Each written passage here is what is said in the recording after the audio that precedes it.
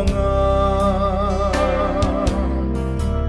le khabut le nun nabu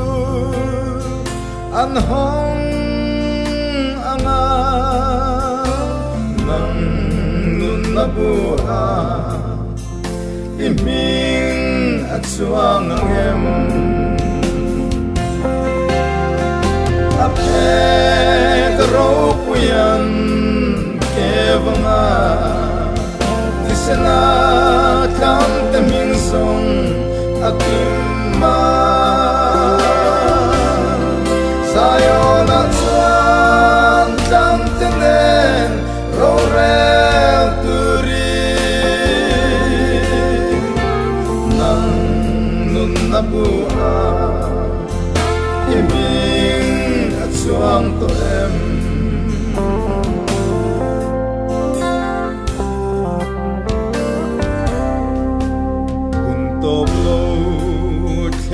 huna lal isuan roa rel don mitin nan thiu tiang sel arel sakturi le khabu ziale nun nabu an hong anga van le khabu iming at suang ang em ape garo puyan kevanga tisana kam taming song akima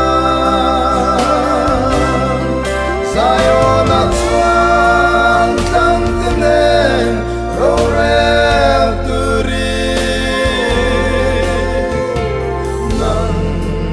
nabua iming at suang to em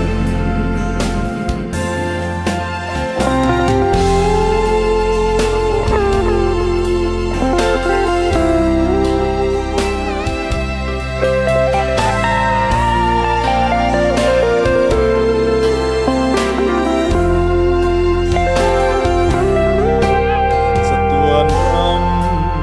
moya chuan lau isuan roa rel don mi fel te ma chandam tram savan ni si chuan tu mi sualte top na chu eng tak ni mo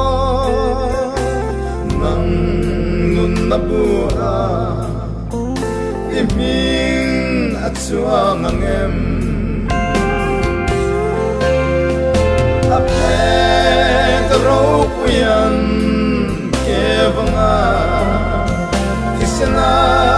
kam taming song akima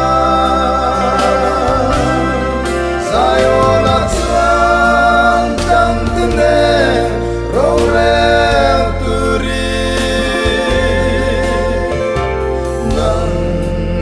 nabua iming at suang to em nang nun nabua iming at suang to em